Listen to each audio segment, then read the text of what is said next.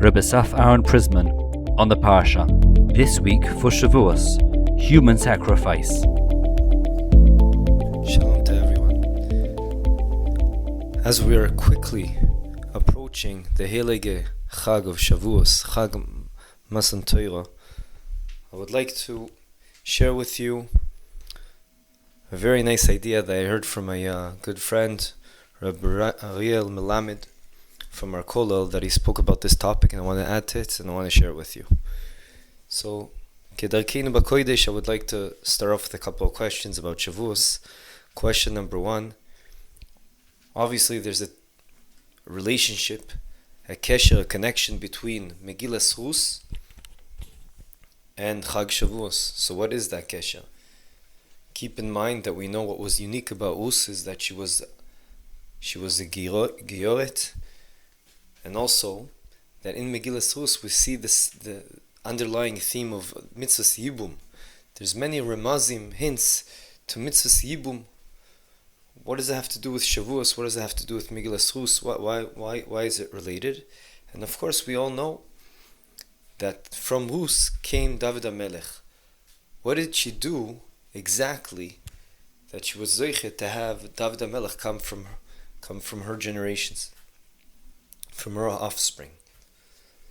So I would like to share with you a famous Midrash Tanchuma, probably one of the most famous Midrash Tanchuma around.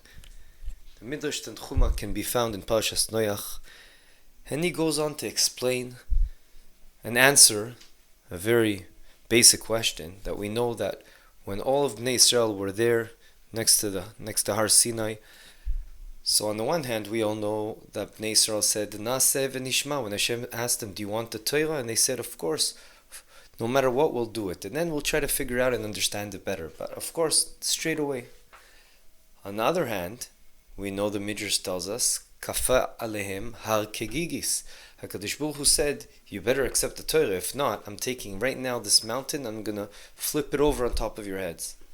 What do you mean? I thought Bnei Israel said naaseh v'nishma. They'll happily accept it without asking any questions, and they'll later try to deepen their ideas and connect to the Torah after that they said by the word nishma. So what's happening over here?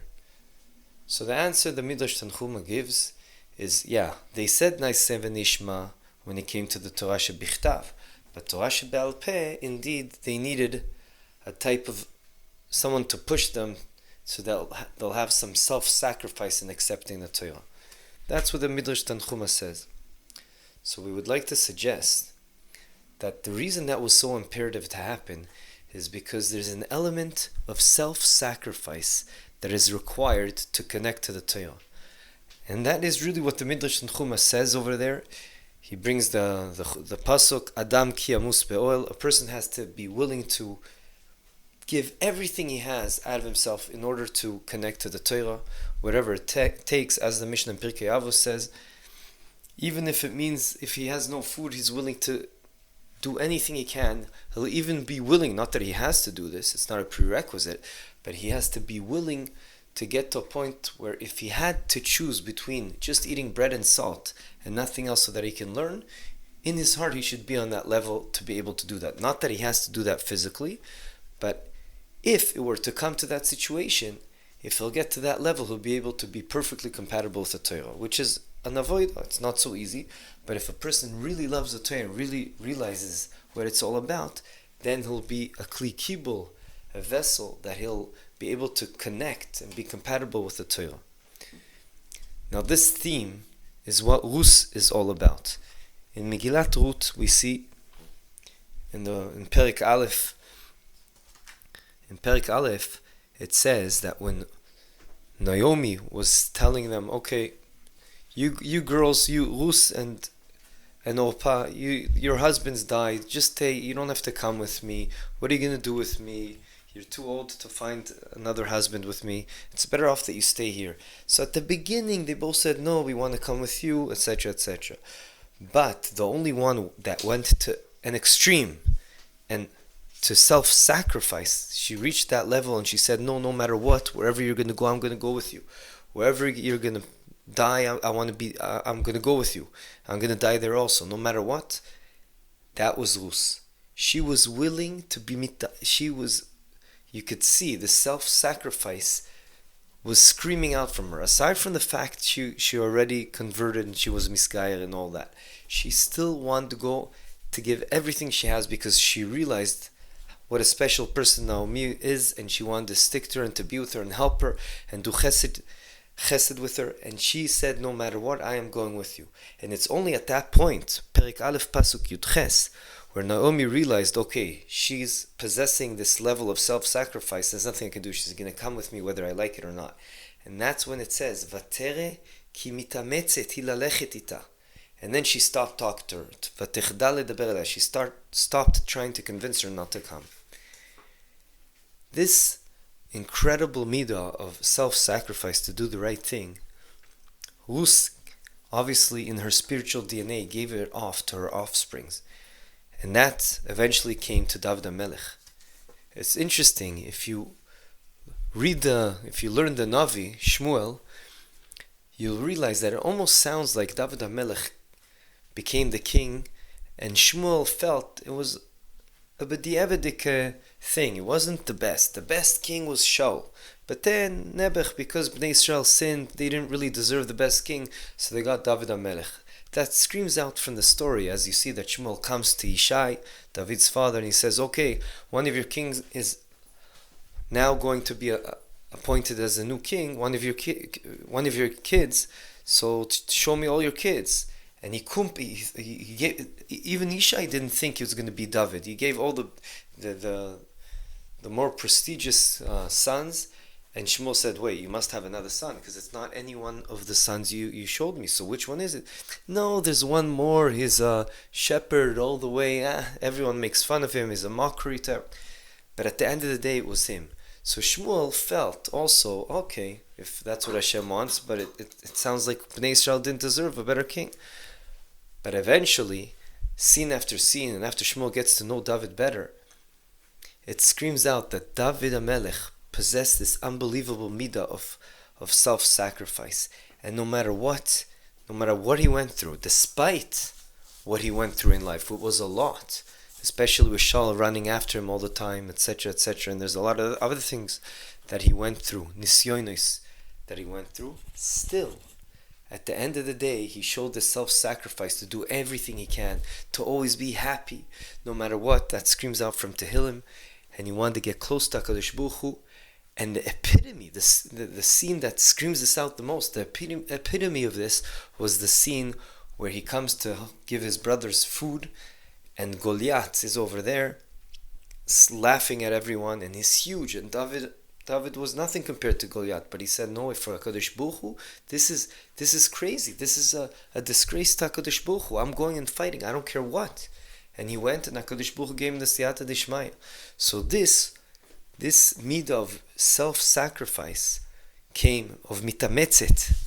The one word in Megillas Rus that my Rebbe always said, that is the key word in the whole Megillah, mitametzet, which represents that she kept going for it. She was willing to go to extremes, self-sacrifice herself to do the right thing. That is what David HaMelech got from her. And that is what we need as a prerequisite to be compatible with the Torah. And that's why all this is what it's all about, getting ourselves ready. Now, a couple of days before Shavuos, and showing HaKadosh Baruch Hu that we realize what a present He gave us, this unbelievable oitzel, the Torah HaKadoshah, and that we're willing to do everything it takes to ensure we learn Torah, and we connect to Torah, and we support Torah, and we connect to Torah in any way, shape, or form that we have the ability to do so. Memele, we can add another touch over here and say another perspective, that also mitzvahs yibum, for those of you who learn Daf Yomi, mitzvahs yibum, that the Torah says that a person should lehakim zera leachiv, that if his brother passes, a person's brother passes away, let's say Reuven and Shimon are brothers, Reuven passes away and his wife is alone now and they don't have kids, so there's a very big mitzvah that the brother, let's say Shimon is Reuven's brother, should marry this woman. Why? To continue, it's in a way it's continuing the brother. Lehakim zera leachiv. And that, whoever learned Daf Yomi in Yevamos now remembers there's an opinion out there called Abba Shaul, and this is mamash brought down la halacha. Because if you are wondering, how come I don't know anyone that has done this amazing, incredible mitzvah of yibum, the answer is the following. Because there's an opinion called Abba Shaul. Abba Shaul says, you better be careful. This mitzvah yibum is huge. But if you do it with the wrong intentions, and you go with this woman who used to be your brother's wife, and you marry her for the wrong reason, and you're meyabim her for the wrong reasons, because whatever the reason is, then the kids that are going to come out of that marriage are almost like ke mamzerim. And that Chazal said, oh, that's why we prefer you not to do yibum, and you take the second option of doing chalitza. Why?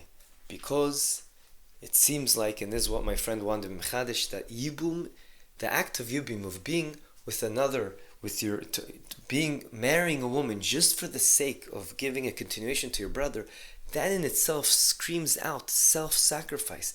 To be able to do that, and for the right reason, really the ideal form of doing that is a huge act of self-sacrifice, and also of chesed shel emet, which is what Ruth possessed, both those attributes. Because a person totally doesn't care about anything. The only thing he cares about is to continue the zera of his brother. That's an amazing idea, the theme of self-sacrificing oneself for the other, for the brother.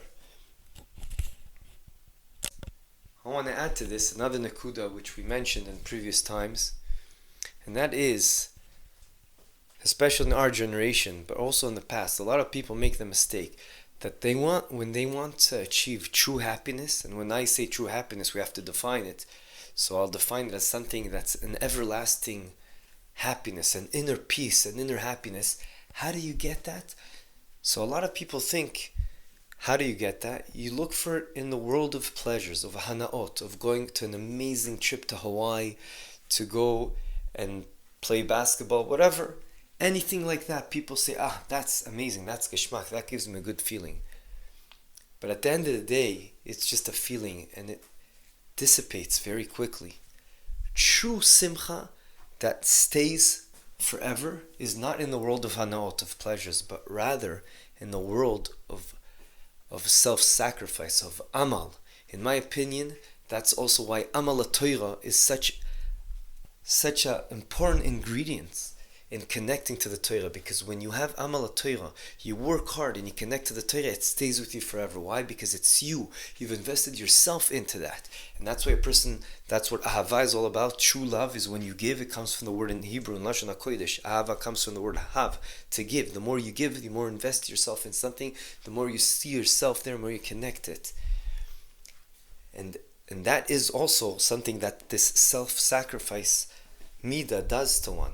The more you put yourself into something, you connect it. And that's why it makes so much sense that it's a prerequisite to connect to the Torah. Because when you're willing to self-sacrifice for the Torah, you're putting in hours, you're putting in time of thinking, supporting Torah, whatever it is, that binds you to Torah in an amazing way that will last forever. Similar to the Dvar Torah we said last week, when it comes to that, when you do it out of love, how do you do something out of love? You connect it. You understand why Hashem is telling us to do this. Ta'amei HaMitzvahs, you also connect it. It becomes more you. You see yourself in the whole parsha, and Mimele, you connect it for the long term. Yiratzon will be able to reach this level and ponder about these things. Where are we holding exactly? How close are we to the Torah? Are we really revolving our days and our lives and our families around being connected to the Torah, willing to be putting self-sacrifice to get closer to Hashem? That's what, at the end of the day, that is what we're here for. That is what life is all about. I would like to end with a story. I have several stories, but one story that I said before, but it's a story that I think fits this idea of self-sacrifice perfectly, is when once there was an important trip. A lot of the Gedolei Adoir from Eretz Yisrael went on a trip, and they got stuck somewhere on the outskirts of Russia, and it happened to be Yom Kippur. So, okay, they davened together, very nice. The only people that were local were elderly people. And then they come to the epitome of Yom Kippur, which we all know is Ne'ilah, Tfilas Ne'ilah. Tfilas Ne'ilah is coming up, and so all the Gedolei Ador, the big Rabbanim, are asking, maybe you should daven, no, I think you should daven. And then suddenly, out of left field, as they say, comes this elderly person and says, I really think, you see that person in the corner over there? I really think he should be davening. So they said, why should he be davening? So they said, you know how much he went through in life? They tortured him. You can see, ask him to lift his shirt and see how many scratches he has, how much he was whipped. And yet, he stayed ne'eman loyal to HaKadosh Baruch Hu no matter what. So, the Gedolei Ador said, you know, Taka, if that's what he went through and is still such a God-fearing Jew, of course he should daven for us for Ne'ilah. So they asked him to lead them for Ne'ilah. So he comes to the amud where the chazan stands, and he says, HaKadosh Baruch Hu, what do we live life for? What do we live? For Chaye Banei Mezoinei. Banei, you know we have no kids. We're too old to have kids, so we can't daven for that. Mezoinei, let's be honest, all the food we get is from the Russian people over here. That's all we're dependent on. We can't. There's no room to ask for food. What we have is what we get, and that's it. Chaye, this is life. What we have, this is life. There's only one thing we have left to ask for HaKadosh Baruch Hu, and he starts by saying Iskadal v'Iskadash Shemei Rabbah, which obviously translates to all we want HaKadosh Baruch Hu is your name to be sanctified, to be kadosh, Yiratzon, that we'll be able to live that idea of all we want is to get close to HaKadosh Baruch Hu no matter what, and do His Ratzon and connect HaKadosh Baruch Hu and the Torah. Like we know, the Midrash says that HaKadosh Baruch Hu, the Torah and Am Yisrael are all one. We should all be binded together one. Yiratzon will be able to take this idea and really do whatever it takes to self-sacrifice and connect HaKadosh Baruch Hu and the Torah, and with that we'll be able to reach new heights in Yirtzeh Hashem in this upcoming Shavuos. Have a good Shavuos and Besaf Aaron Prisman on the Parsha for Shavuos 2022. Please visit our website, prismanoftorah.com. Please share with your family and friends past over the words of this Dvar Torah podcast. Any feedback, please feel free to send it into prismanoftorah@gmail.com. Thank you, Yona Veffer, for help with your recording devices for this week. Technical support for this podcast was done for free by Eli Podcast Productions, Lilinish Masley Bas Yona. Have a good Yom Tov and a good Shabbos. Don't forget to visit prismanoftorah.com.